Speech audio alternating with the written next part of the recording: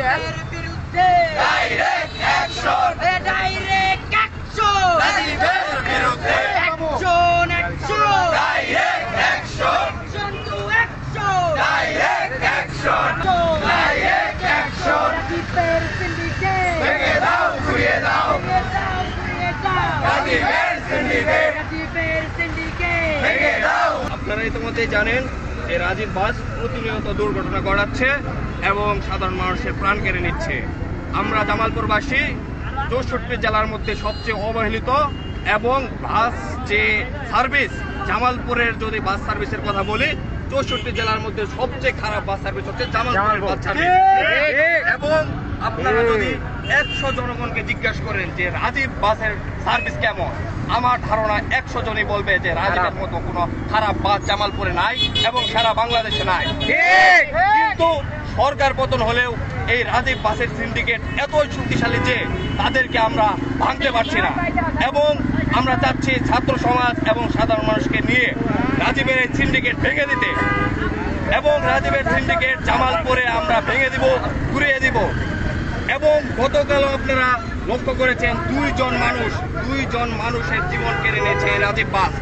আমরা ঢাকা থেকে কোনো ভালো বাস সার্ভিস এখন পর্যন্ত পাই না, কারণ আমরা জানি যে রাজীব বাস সহ কিছু সিন্ডিকেট জামালপুরে ভালো ভালো বাস সার্ভিসকে তারা ঢুকতে দেয় না। এবং আমাদের চাওয়া জামালপুরের মানুষের বাস সার্ভিসের পরিবর্তন এবং আমরা চাই জামালপুর যেন 64 জেলার মধ্যে সবচেয়ে ভালো বাস সার্ভিসটি পায়। এর জন্য সর্বপ্রথম আমাদেরকে ভাঙতে হবে রাজীবের সিন্ডিকেট এবং বাস সমিতি মালিকের সিন্ডিকেট। সরকার পতনের পরেও শুধু আমরা দেখেছি হাত বদল হয়েছে, কিন্তু কোনো সার্ভিসের পরিবর্তন হয়নি। আমরা লক্ষ্য করি যে রাজীব বাস জামালপুর থেকে ঢাকায় যাওয়ার জন্য তারা 500 টাকা ভাড়া নেয়, কিন্তু 500 টাকা ভাড়ার তারা যোগ্য না, কারণ রাজীব বাসের সিট ভাঙাচোরা, তাদের কোনো ফিটনেস নেই, তাদের ড্রাইভাররা থাকে নেশাগ্রস্ত এবং তারা নেশা করে বাস চালায় এবং দুর্ঘটনা কবলে পড়ে সাধারণ মানুষ। আমরা চাই এই রাজীব বাসের পরিবর্তন এবং জামালপুরের সর্বস্তরের যে বাস আছে এবং সিএনজি থেকে শুরু করে 3 চাকার যত যানবাহন আছে সব সার্ভিসের সংস্কার চাই আমরা। এই কারণে আজকে ছাত্র সমাজ আমরা রাস্তায় নেমেছি।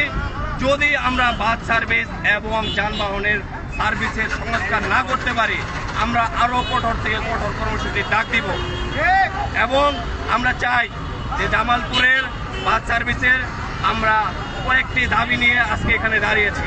এই দাবিগুলোর মধ্যে প্রথম দাবি হচ্ছে যে বাস ভাড়া কমাতে হবে। রাজীবের বাস ভাড়া অতিরিক্ত হওয়ায় আমরা চাই রাজীবের বাস ভাড়া যেন কমে এবং রাজীবের বাসের ফিটনেসহীন বাস জামালপুরে চলবে না। ফিটনেসহীন বাস জামালপুরে পরিবর্তন করতে হবে। একই সাথে বাসের সিট পরিবর্তন করতে হবে এবং বাসের স্টাফদের ভালো ব্যবহার করতে হবে। এবং আমাদের কাছে অভিযোগ এসেছে যে রাজীব বাসের স্টাফদের ব্যবহার নাকি জঘন্যতম এবং যাত্রীরা ভোগান্তির শিকার হয়। রাজীব বাস এমনই একটি বাস যে যারা রাস্তা থেকে শুরু করে মানুষের ঘরের দরজা থেকে যাত্রী নেওয়া শুরু করে, অথচ তাদের দেওয়া উচিত ছিল গেট ওয়াক সার্ভিস। তারা ঢাকা যেতে